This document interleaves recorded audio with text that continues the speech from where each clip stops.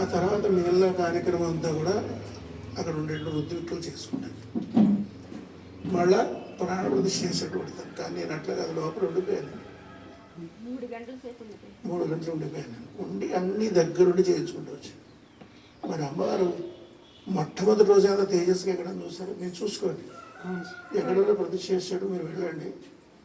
వెళ్ళి ఆ ప్రతిష్ఠ చేసినప్పుడు ప్రతిష్ఠ చేసిన వెంటనే అమ్మవారు ఎలా ఉంటుందో చూడండి. మన అమ్మవారు ప్రతిష్ఠ చేసిన మన అమ్మవారు ఎట్లా ఉంది, మిగిలిన దేవతామూర్తులు ఎట్లా ఉన్నారు, ఒకసారి వ్యత్యాసం చూసుకోండి. అమ్మవారి విగ్రహం మొత్తం తడి వచ్చేసి అందరూ లోపల పెట్టేటప్పుడు అసలు రియల్ గా అసలు మనిషిని అసలు రావాలి. మీరు మొత్తం అక్కడ విశేషం ఏంటంటే నేను అమ్మవారిని ప్రతిష్ఠ చేసిన రోజు విగ్రహంగా ఎవరు అనుకోరు. కొన్ని యుగాల నుంచి అమ్మవారి సేవింపబడుతున్నట్టుగా అంత తేజస్తో వచ్చేసింది అమ్మవారి. ఆ రోజు మనం మాట్లాడుకోలేదు. అందుచేత ఆషామాషి కాదు, చాలా అసలు మీరందరూ కూడా ధన్యాత్ములు అన్నమాట. స్థలం ఇచ్చిన వాళ్ళు కావచ్చు, ప్రోత్సహించిన వాళ్ళు కావచ్చు, అలాగే నిర్మాణాన్ని సహకరించిన వాళ్ళు కావచ్చు, నిర్మాణం చేసిన వాళ్ళు కావచ్చు, అలాగే మరి విశేషంగా అన్ని విధాలుగాను సహకారం అందించిన వాళ్ళు కూడా కావచ్చు. అందరూ కూడా ధన్యవాదాలు. ఇది ఎందుకంటే నేను ఎవరిని పొగడు తిడతాను. నేను ఎందుకంటే పెద్దవాడి చేత పొగిడించుకోకూడదట. పొగిడించుంటే అవతల చేస్తారండి. ఆ విషయం చాలామంది భ్రమపడుతుంటారు. స్వామీజీ గారు మమ్మల్ని పొగిడారు, స్వామీజీతో పీఠాధిపతులను పొగిడించుకోకూడదు, పెద్దలతో పొగిడించుకోకూడదు. పెద్దలతో 4 తిట్లు తినొచ్చు, 4 తన్నులు తినొచ్చు, అప్పుడు అభివృద్ధి అవుతుంది. పెద్దలు పొగడకూడదు, పొగిడితే ఆ క్షీణం అయిపోతుంది. కానీ యథార్థాన్ని చెప్పచ్చు, ఏం జరిగిందో చెప్పచ్చు. అప్పుడు పొగడత కాదు, ఉన్నది యథార్థమైన విషయం చెప్పడం. కొంచెం ఖమ్మంపాడు జరిగింది యథార్థమైన విషయం. చాలా బాగా చేశారు, చాలా అద్భుతంగా చేశారు. అమ్మ వచ్చి చక్కగా కూర్చున్నదంతా. అంచేది ఇక భవిష్యత్తు చాలా చాలా భయంకరంగా ఉంది. మామూలుగా మీకు ఉండే కొద్దీ అర్థం ఉంది. ఇప్పటికే చూడండి, వెండి బంగారం చెట్టు ఎక్కి కూర్చుంది. చెట్టు ఎక్క నక్షత్ర మండలానికి గడిపోయి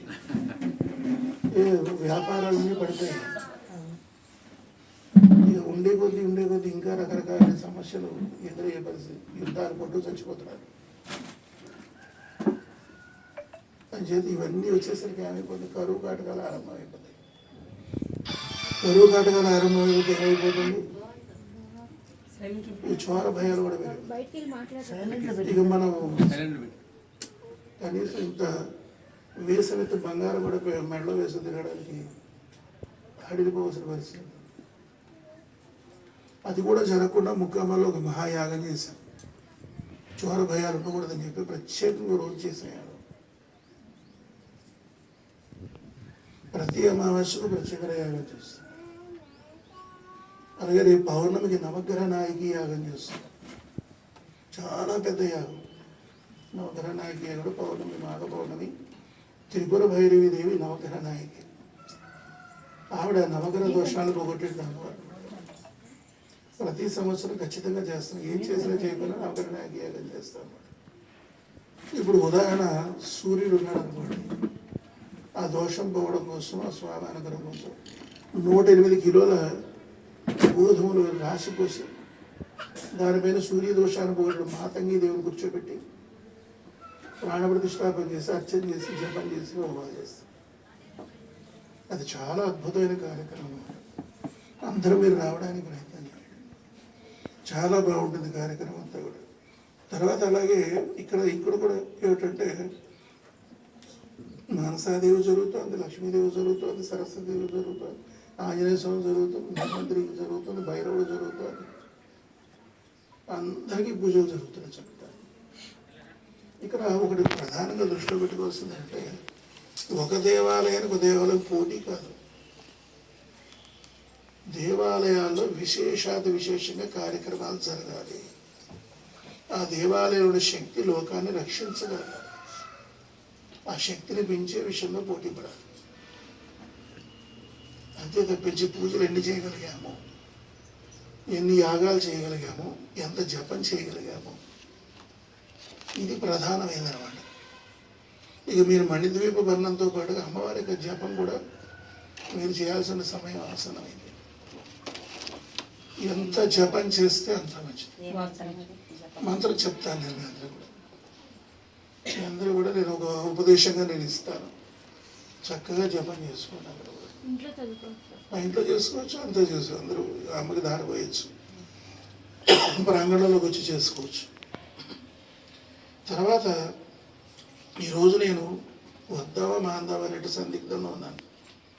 ఎందుకంటే అమ్మవారు నా కూతురికి 2 అబ్బాయిని ట్విన్స్గా ఇచ్చింది. ఈరోజు పిలిపిస్తుంది.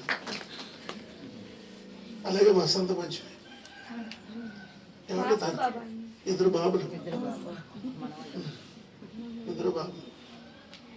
అంచేత అంత హడావిడిలో ఉన్నా సరే నేను ఖమ్మంపాడు అనేసరికి డౌట్ కానీ ఫోన్ చేస్తున్నారు శ్రీనివాస, వస్తున్నారా స్వామి, రావట్లేదా, చాలా డౌట్. నేను వృద్ధి చేశాను, సాయంత్రం చేశాను, వస్తున్నారు అర్థమైంది నాకు. స్వామి వస్తారా అని డౌట్ వాళ్ళకి వచ్చింది. ఏవైనా సరే ఖమ్మంపాడు రావాలని వచ్చాను. అంతే అనుమానం లేదు. ఎందుకంటే ఇక్కడ క్షేత్రం ఉంది కదా, ఇక్కడ క్షేత్రం రక్షిస్తుంది. కొన్ని మానను, కొన్ని ఖచ్చితంగా వస్తాను. ఎందుకోసం క్షేత్రం అమ్మరంతా వైభవగతం కూర్చున్నారంట, అందుకోసం రావడం జరిగింది. వస్తూ నేను ఏం చేస్తాను తెలుసా మీకు, మొన్న మహాప్రచంద్ర యాగం చేసాం. పంచమహాప్రచంద్ర యాగం అమావాస్య ఆదివారం, ఆ రోజు ఉత్తరాషాఢ నక్షత్రం. అదైతే రక్షాబంధనాలు అన్నీ కూడా తీసుకొచ్చాను. రక్షాబంధనాలు స్వయంగా మీకు కట్టాలని తీసుకొచ్చాను. రక్షాబంధనాలు అన్నీ ఉన్నాయి. ఇప్పుడు ఎవరైతే వచ్చి నాతో రక్షాబంధనం కట్టించుకుంటారో ఇంటికి ఇవ్వను, వచ్చి నా దగ్గరకు వచ్చి రక్షాబంధనం కట్టించుకుని వెళ్ళాలంటే ఎంతమందికి వస్తాయో నాకు తెలియదు, నేను లెక్క పెట్టలేదు. రక్షాబంధనం మా పిల్లలందరికీ రక్షాబంధనాలు కట్టుకున్న తర్వాత మిగిలిన తెచ్చాను. అందుకే మీరు స్వయంగా వచ్చిన వాడికి ఒక్కొక్కరికి కట్టేసి పంపిస్తాను. ఎవరికి ఇంటికి నో రికమెండేషన్, నా సంగతి తెలుసుగా మీకు. రికమెండేషన్ నా దగ్గర పనిచేయవు. వచ్చి చక్కగా కట్టించుకుని వెళ్ళాలి. అంచేత అందరూ చక్కగా వచ్చి కట్టించుకోండి. ఇవాళ ఇప్పుడు జరిగిన శ్రీ విద్యా హోమం చాలా పవర్ఫుల్. ఈ క్షేత్రంలో దేవతామూర్తులందరికీ సంబంధించిన మూలమంత్రాలతో హోమం చేస్తారు. అంచేత పూర్ణాహుతి కూడా చాలా ప్రధానమైంది. అంచేత వచ్చి పూర్ణాహుతిలో చక్కగా పాల్గొనండి. ఇక్కడే కూర్చుంటాను నేను. అక్కడ పండితులంతా హోమం చేయిస్తుంటారు మీ అందరితో. రక్షాబంధనం చక్కగా నేను కట్టి పంపుతుంటాను. అర్థమవుతుంది. ప్రతి ఒక్కరు వచ్చి రక్షాబంధనం కట్టించుకెళ్ళండి. ఎన్ని ఉన్నాయో నాకు తెలియదు, తెచ్చిన మట్టుకు కడతాను. ఇక తర్వాత వాళ్ళని నన్ను ఇబ్బంది పెట్టారు. అక్షంతలు అయితే వేసుకుంటాను. అంతవరకు రక్షాబంధనం ఎంతవరకు ఉంటే అంతవరకు కట్టి పంపిస్తాను. ఇక ప్రధానంగా దృష్టిలో పెట్టుకోవాల్సింది ఏంటంటే రేపు నవగ్రహ నాయకి పూజ, అలాగే మహాశివరాత్రి, మరకతలింగం. ఇప్పుడు ఉంది ఇక్కడ స్వామి మరకతలింగం పైగా పంచముఖేశ్వరుడు. ఇంత స్వామి ఎక్కడ లేడు. అంచేత ఎక్కడికి వెళ్ళాల్సిన వల్ల ఇక్కడ స్వామికి అభిషేకం చేసుకుంటే చాలు. ఏమి వద్దు, చక్కగా మీరు ఒక రాగి చెంబు తీసుకోండి, 1 లీటర్ చెంబు. అందులో పాలు పోయండి, అంత పెరుగు వేయండి, అంత నెయ్యి వేయండి, అంత తేనె వేయండి, అంత పంచదార వేయండి. అన్ని కొబ్బరికాయ కూడా కొట్టేసి అందులో పాలలో కలిపేసి తెచ్చుకొని ఆ కలుషం ఇవ్వండి. 1 చెంబుడు పోసిన మనిషికి 1 చెంబు. కుటుంబానికి శివరాత్రి అస్సలు మానదని అన్నారు. మీరు ఎన్ని శివాలయాలు అన్ని శివాలయాలు వెళ్ళండి. కానీ ఇక్కడ మరకతలింగం చాలా శక్తివంతమైన మరకతలింగం విషయంలో వాళ్ళు చేసినట్టు కృషి అంత ఎంత కాదు. వాళ్ళు అసలు డబ్బు కోసం వెనకాలేదు. ఆ దంపతులు అంత డబ్బు అయింది, అంత కష్టమైంది, తేవడానికి కూడా చాలా కష్టమైంది. మరకత అంత శిల దొరకడం కష్టం. అది మలిచి సక్రమంగా తేజవంతంగా ఉండడం కష్టం. దాన్ని భరించడం డబ్బు ఇప్పుడు ఇంకా ఎక్కువైపోయింది, రేటు చాలా పెరిగిపోయింది. ఇప్పుడు ఇప్పుడు మనం మరకతలింగం ప్రతిష్ఠ చేయడం అంత డబ్బు అయిపోయింది. అట్లాంటిది ఆ దంపతులు ఏదైనా సరే మేము చేస్తామని చెప్పి కూర్చున్నారు. వాళ్ళు బ్రహ్మాండంగా కొలువు తీరాడు స్వామి. మరకతంలో గొప్ప విశేషం అంటే సాక్షాత్ మరకతం బుధుడు, వ్యాపారకారుడు, ఐశ్వర్య ప్రదాత. డబ్బు కావాలనుకునే వాళ్ళు ఖచ్చితంగా మరకతలింగానికి అభిషేకం చేసుకోవాల్సిందే. అందులో ఇంకేం అనుమానం లేదు. అసలు మహాశివరాత్రికి ఎవ్వరు ఏ గుడికైనా వెళ్ళండి, ఎక్కడికైనా వెళ్ళండి, మీరు చక్కగా ఉదయం నుంచి మొదలుకొని మీ ఇష్టం అలా వచ్చి పోసుకోండి. అంతే చెప్తాను. అర్థమవుతుంది. కంగారు పడద్దాం. మన న్యాసాలు చెప్పుకోవాలి, గీసాలు చెప్పుకోవాలి, అవి చెప్పుకోవాలి, ఇవి చెప్పుకోవాలి, ఇవి అనుకోద్దండి. కలశం తెచ్చుకోవడం, మనిషికి కలశం తెచ్చుకోవడం, ఇవ్వడం, చక్కగా పోసుకుంటూ వెళ్ళాలి. అని చేస్తే ఇంకేం వద్దు కదా. ఓం నమ శివాయ అంతే. మీ చేతిలో ఉన్నంతసేపు ఓం నమ శివాయ జరుగుతుంది. శివరాత్రిని సద్వినియోగం చేసుకోండి. శివరాత్రిని ఇప్పుడు కూడా జాగ్రత్త విడిచుకోకూడదు. అందుకంటారు ఏడాదికో శివరాత్రి, జన్మకో శివరాత్రి. ఒక శివరాత్రి సరిపోతుంది కానీ ఏడాదికి ఒకసారి వస్తుంది శివరాత్రి. మహాశివరాత్రి నెలకు వస్తుంది. అది ఈసారి మాత్రం మహాశివరాత్రి మహానందన చక్కగా కలశంతో తెచ్చుకోవడం, ఆ స్వామివారికి సమర్పించుకోవడం, ఇది ప్రధానంగా దృష్టిలో పెట్టుకోండి. ముఖావల మహాక్షేత్రం ఎట్లా చేస్తుంది వచ్చే మహాశివరాత్రికి?